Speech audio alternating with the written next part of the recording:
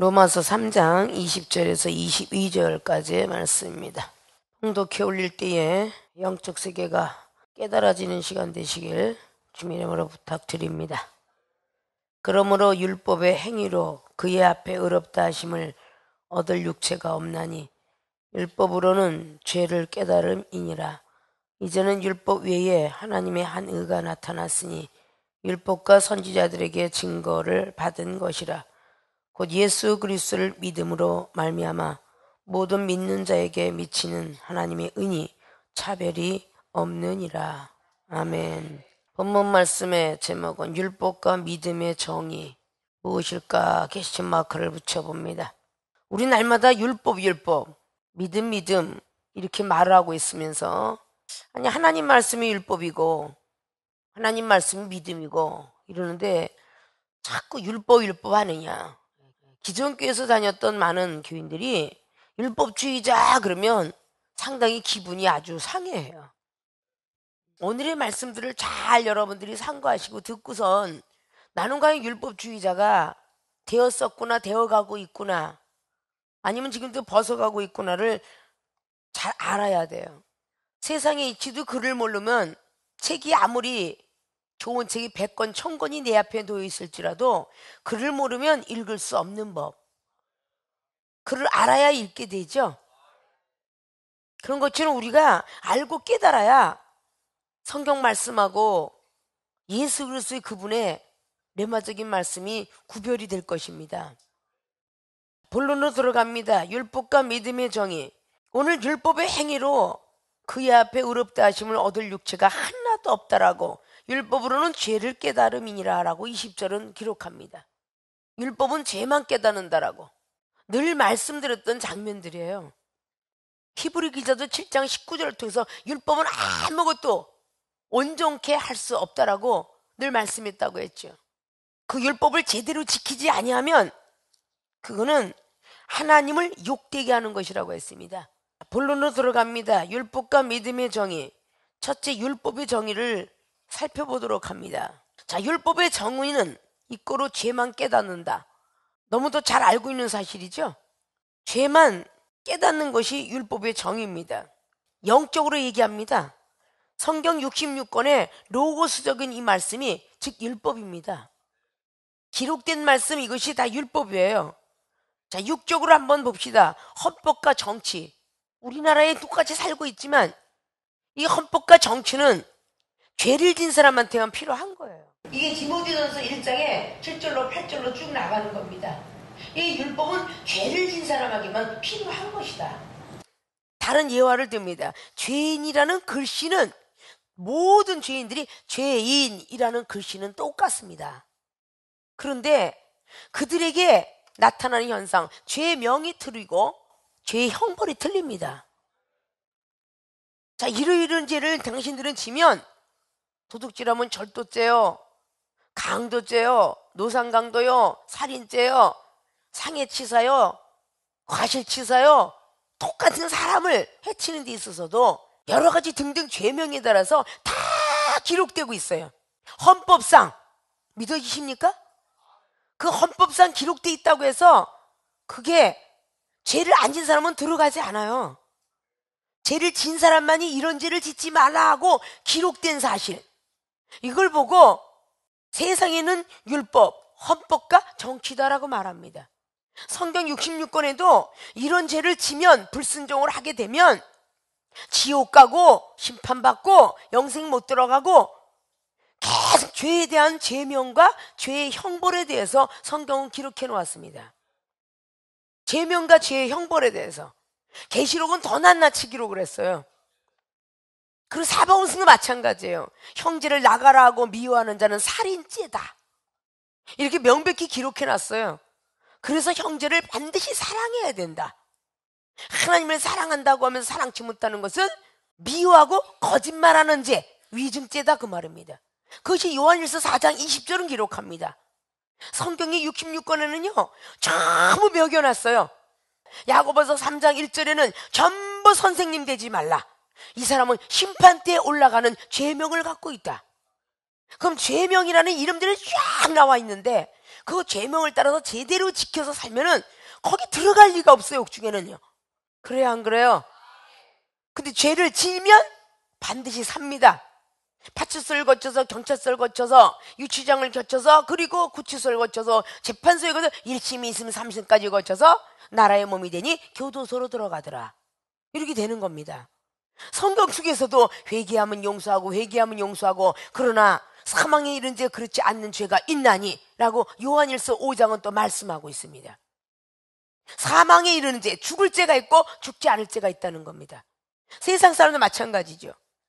살인미수죄는 절대로 교수형으로 처하지 않습니다. 사람을 몇 명을 죽였다든지 이러면 교수형에 처합니다. 무기징역 내지 징역 15년, 20년 이렇게 때리게 되죠. 이런 것들이 전부 헌법 몇 조항에 의거하여, 그건 누가 공부하느냐? 법관이 되고자 하는 사람. 그 헌법이 제정되고 헌법에 있다고 해서 그들이 백성들을 먹여 살리는 건 아닙니다. 아십니까? 죄만 깨닫는다 그 말입니다. 이 성경 66권의 율법이 죄만 깨닫는 거예요, 죄만. 그러면 아직도 66권만 갖고 계속 설교하고 있고 66권만 갖고 계속 성경 말씀이 이런 게 있는데 너는 왜 이렇게 영혼을 미워하고 있어? 너는 용서받지 못할 살인죄다. 알아요. 누구를 알 것이 다 알아요. 우리는 누구나 법관이 되었든 무식한 사람이 되었든 들어서 법을 알든 알아서 법을 알든 누구에 의해서 들어가 살고 보니까 알든 아는 건 다 압니다. 도둑질하면 절도죄요. 거짓말하는 죄가 위증죄. 이건 애기들은 모릅니다. 들어가 살고 그 법을 어느 정도 알아야 알아요. 사문서 위조죄다 이런 것들도 고급적인 용어죠. 그러나 그걸 안다고 해서, 깨닫는다고 해서 우리에게 쌀을 갖다 준다든지 우리에게 돈을 갖다 준다든지 우리에게 명예를 준다든지 하는 건 없습니다. 아십니까? 우리가 성경 66권을 다 안다고 해서 우리에게 은사를 주고 능력을 주고 우리에게 명예를 주고 말씀 잘하고 설교 잘하고 이렇게 하지 못합니다. 아십니까? 이건 성경 66권에 기록된 사실뿐이에요. 그런데도 아직도 우리는 이 말씀에 있는 것 중에서 자기도 그런 죄를 짓고 있으면서도 불구하고 마태복음 7장처럼 너는 들보가 있다. 근데 남의 눈에 티만 보냐? 한 사람 한 사람을 지적할 때마다 꼭 성경 66권 갖고 지적해 나간 사람이 너무 많아요. 자기도 그런 죄를 짓고 있음에도 불구하고. 나도 그런 죄를 지면은, 여러분도 그런 죄를 지면 다 심판대에 올라앉느니라. 이건 다 똑같습니다. 아십니까? 그래서 죄를 짓지 말라 그렇게 기록된 것이 성경 66권이에요. 이 나라 이 민족에 어린아이로 응애하고 태어나면 그때부터 나라의 헌법과 그 규칙은 지켜야 돼요. 그러나 주민등록증 나오기 전까지는 부모가 그 아이를 될 수 있으면 지켜줘야 돼요. 만약에 못 지켜서 죄를 졌으면 소년원이라는 데를 들어갑니다. 부모가 약조라고 그 어린아이를 뽑아주죠. 나이가 20살이 넘게 먹었어요. 그러면 그때는 부모가 아무리 동의를 하고 아무리 대신 살아주겠다고 해도 그 성년된 아이는 당연직으로 자기의 죄값을 치르고 살아야 돼요. 바로 그런 모든 것들을 우리는 알아야 된다는 거예요. 아십니까? 우리 예수로서 그분을 성령이 이끌려서 교회에 나와서 구원받은 백성에게 이 말씀이 66권이 반드시 필요한 것입니다. 여기는 전부가 불순종하면은 심판받고 순종하면 축복이다. 이런 성경만 기록하고 있습니다. 고린도후서의 3장 말씀에 너희들이 아직도 율법의 수건이 벗기지 않았도다. 자, 오늘 율법의 정의를 지금 말씀드리고 있는데 믿음의 정의는 예수 그리스도에 오시고 난 뒤에도 아직도 지금 우리가 율법 속에 들어가 있다는 것입니다. 아십니까? 성경 66권에 기록된 것 같고 죄를 지면 너는 왜 그런 죄를 졌느냐? 저 사람이 죄 졌는데 무슨 놈 하나님의 사람이야? 거짓말쟁이야? 이렇게 하고 있는 것이 지금 여러분들도 계속 짓고 있다는 것입니다. 아십니까? 그것이 율법이에요. 오늘 기록한 바와 같이 말이죠. 21절 보면 이제는 율법 외에 하나님의 한의가 나타나는데 율법과 선지자들에게 증거를 받은 것이라. 자, 율법과 선지자들이 이 성경을 기록하게 된 것입니다. 이 전체적인 근거도 전부 법을 통해서 기록해 놓은 거예요. 출애굽기 24장에 백성들을 향해서 십계명 돌판을 주겠노라. 그런 연후에도 계속 진행형으로 나가면서 출애굽기 32장에 십계명 돌판을 가지고 내려오는 모세 선지자. 아직도 백성들이 방자한 예배를 드리고 있었기 때문에 다 진멸을 하시고 돌판을 깨버리는 역사 속에 다시금 두 번째 돌판을 만드는 것이 두 번째 오실 예수 그리스도의 상징이에요. 자, 모세율법은 얼마나 많은 죄만 깨달아라. 이 죄를 지면 용서한다. 이 죄를 지면은 용서하지 못한다. 24장, 25장을 통해서 계속적으로 31장까지는요. 성전의 성소의 단에 이걸 다 만드는 걸로 기록해놨습니다. 구원받은 백성에게는요. 아름다운 성소를 천국을 우리 마음에 이루어야 돼요. 그것이 구약의 출애굽 장면입니다. 이스라엘 백성들이 구원받았던 장면이에요. 구원받은 백성, 지금 우리가 교회 와서 가정의 불화로 몸이 아파서 사업에 부도가 나서 다 죽을 수밖에 없는 우리의 소망을 꺾어질 수밖에 없는 우리에게, 자살에 이르기까지 우리에게 구원의 역사가 일어났어요. 사람을 통해서 만남의 축복을 줘서 전도를 받았습니다. 아, 나에게도 소망과 희망이 있구나. 예수님 잘 믿으면 나에게도 돌파구가 있겠구나. 그래서 하나님 열심히 잘 믿으니까 부도도 막아주고 병든 몸도 고쳐주고 신용불내도 소망을 갖고 자살난 사람도 살아나고 이런 역사가 일어났어요. 그러면 그런 사람에게 가지고 가야 될 일이 뭐냐? 하나님 말씀을 통해서 계속적으로 말씀으로 내 마음의 성소를 아름답게 만들어야 돼요.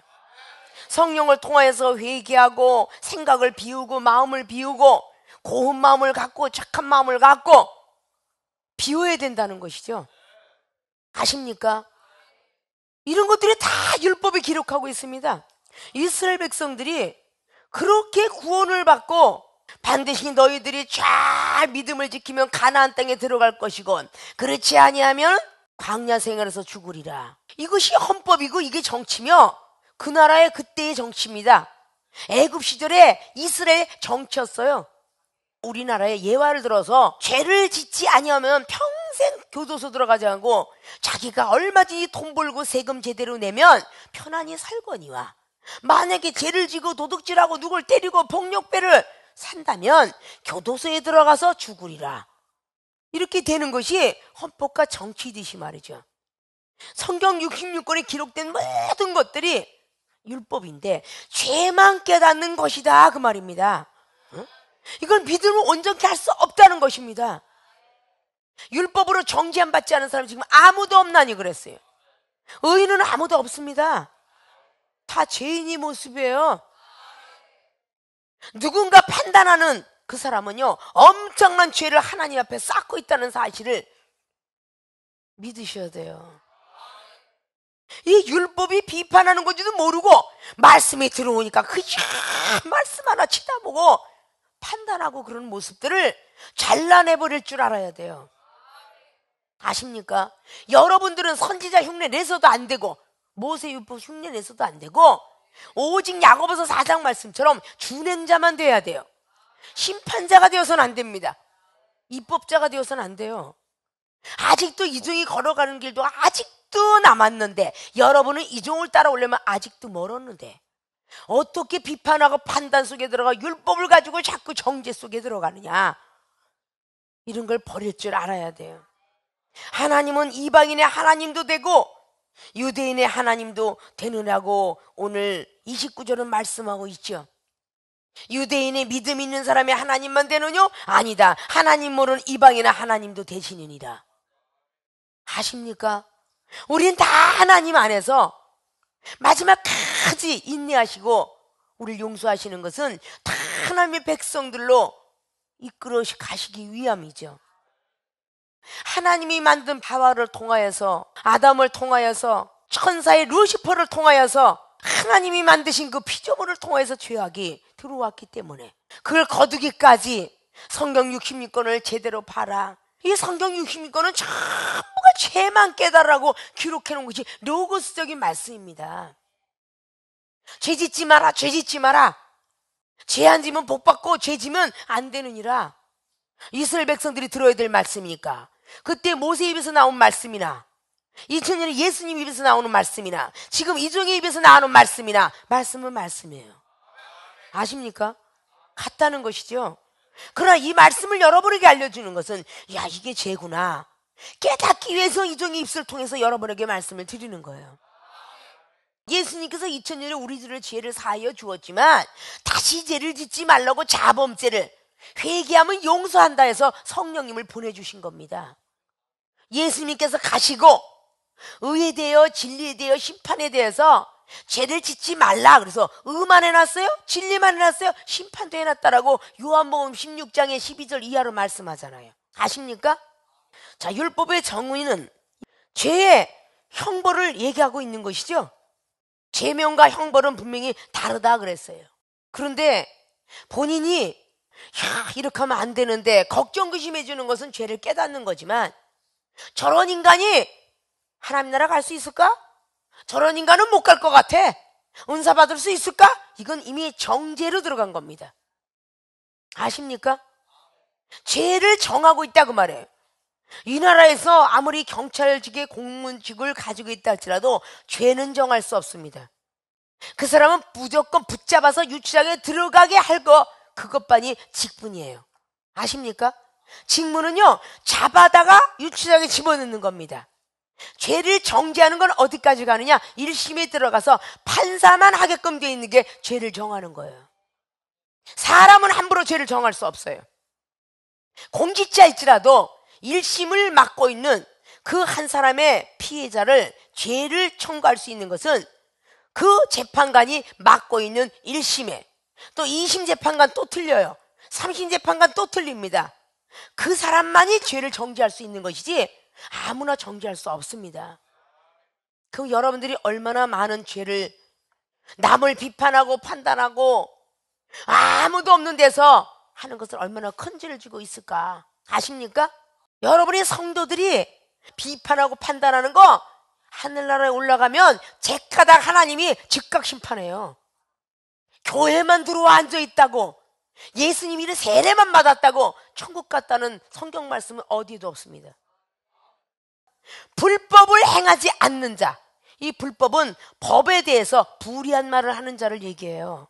주여 주여 아무리 불러도 난 너를 모른다 한다라는 것이 마태복음 7장 21절 말씀이에요. 아십니까? 이렇게 율법이 얼마나 무서운지 몰라요.